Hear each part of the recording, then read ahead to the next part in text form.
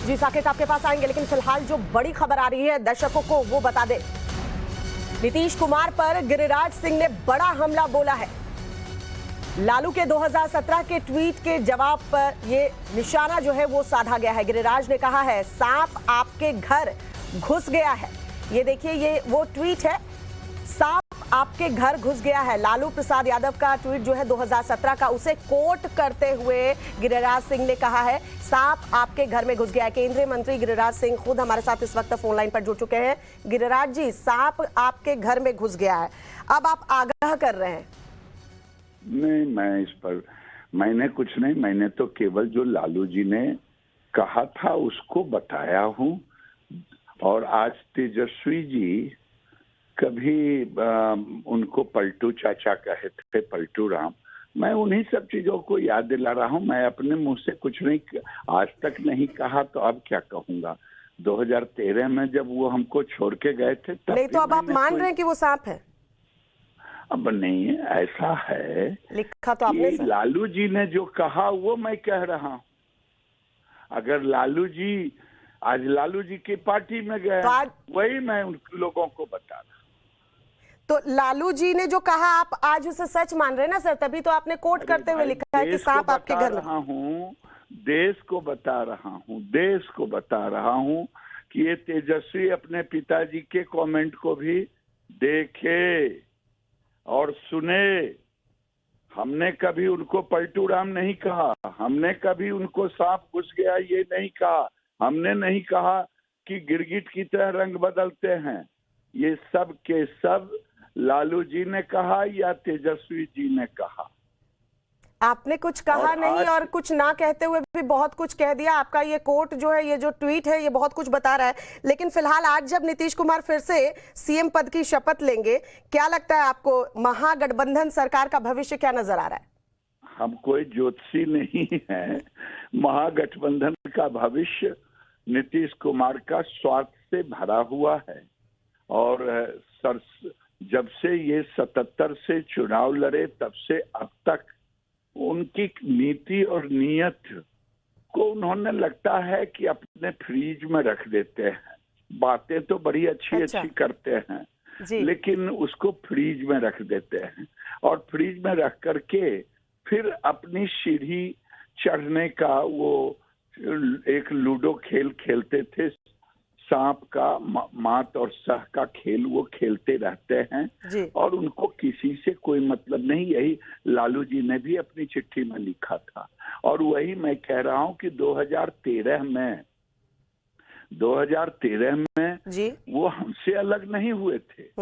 उनके मन में 2010 में उन्होंने डिनर नरेंद्र मोदी का नहीं छीना था, डिनर नहीं छीना था वो क्योंकि 2002 में उनके गुजरात में जाकर के एज ए रेल मंत्री थे, उनकी तारीफ कराए थे जी। तो उस समय भी नरेंद्र मोदी की तारीफ। यहाँ उन्हें लगा कि लोग उनके इर्द गिर्द कहने लगा पीएम मटेरियल, पीएम मटेरियल, तो 10 से वो पैतरा बांधते लगा कि अब गाड़ी छूट जाएगी, तो 13 में उन्होंने निकल गए। 14 आज तक 2 बात मैं कल भी कहा, आज भी कह रहा हूं, अकेले चुनाव लड़ने की ताकत नहीं है। मैं चुनौती भरा कह रहा हूं केवल जीवन में। लेकिन गिरिराज जी, अकेले तो अभी बीजेपी पड़ गई है ना सर, तो अब क्या करेंगे? जो नीति और नियत आप बता रहे हैं कि फ्रिज में रख देते हैं, क्या वो जनता के बीच में आप ले जा पाएंगे? ना 2014 में हमने अकेले चुनाव लड़ा, बीजेपी सब दिन से अकेले चुनाव, हमें कोई 2024 और 25 में हम नीतीश के साथ हैं, ये तो बीजेपी का ही कहना था ना सर। हाँ, हम गठबंधन धर्म को निभाए थे। हम धोखेबाज नहीं हैं।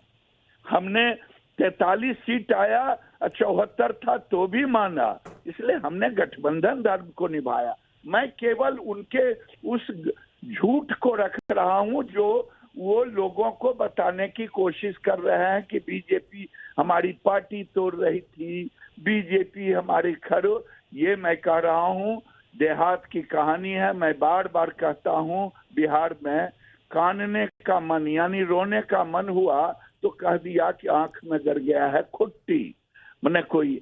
इनको फिर से लगा अब नहीं तो कभी नहीं, ये अंतिम बार 14-24 का प्रधानमंत्री की लड़ाई लड़ूंगा और मैं प्रधानमंत्री के दावेदार, राहुल खत्म, ममता खत्म, केसीआर खत्म, ये खत्म, अब अपने को। कल आपने देखा यूपीए के नेता के लिए उनको न्योता भी मिला है। ये तो सब जो मैं कह रहा हूं कल से, ये महत्वाकांक्षा के कारण टूट हुई है। ये कोई इधर उधर की बात मत करो, आओ इधर उधर की बात मत करो, जो दिल की बात है वो कहो।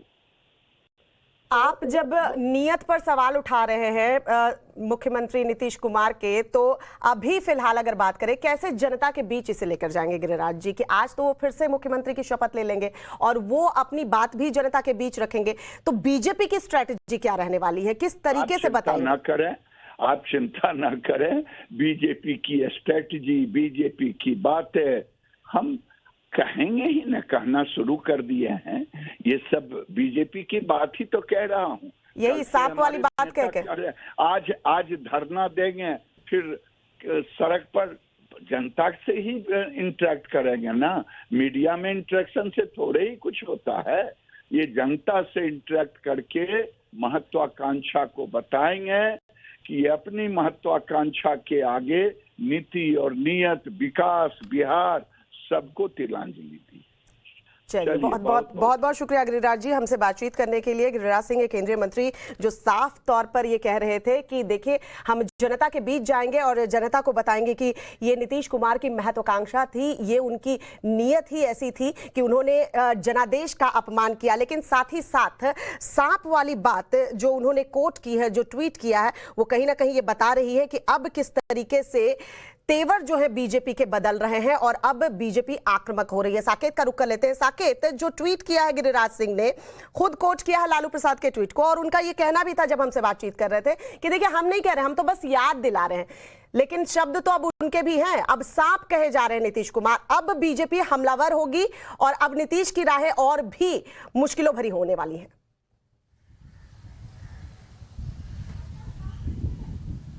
देखिए, बिल्कुल कल शाम से ही बीजेपी के नेता हमलावर है। जैसे ही मुख्यमंत्री ने अपना इस्तीफा जाकर दिया राज्यपाल को, उसके बाद बीजेपी के तरफ से प्रेस कॉन्फ्रेंस होने लगा। लगातार back to back 2 press conference BJP ने किया और उसके बाद जो कोर कमेटी है प्रदेश की, उसकी बैठक हुई और उसमें तय किया गया कि अब आगे कैसे प्रोटेस्ट करना है। जिस तरह से आज पटना में एक बड़ा धरना का आयोजन बीजेपी के तरफ से किया गया है, उसमें तमाम बड़े नेता बीजेपी के शामिल होंगे और कहा जा रहा है कि हजारों की संख्या में लोग इस धरने में होगा। तो एक बड़ा कार्यक्रम करने की कोशिश, और इसके बाद कल और परसों भी जिला और प्रखंड स्तर पर बीजेपी का प्रदर्शन होगा। यानी कि अब बीजेपी कल से ही जनता के बीच जाने की तैयारी में है इन मुद्दों को लेकर कि किस तरह से बीजेपी को धोखा दिया गया नीतीश कुमार की तरफ से, ये बीजेपी जाकर जनता को कहेगी। और साथ ही साथ ये भी होगा कि भ्रष्टाचार एक सबसे बड़ा मुद्दा होगा। जिस तरह के आरोप आरजेडी पर हैं, उन मुद्दों को जनता के बीच ले जाएगी बीजेपी और ये सवाल जनता के पास रखा जाएगा।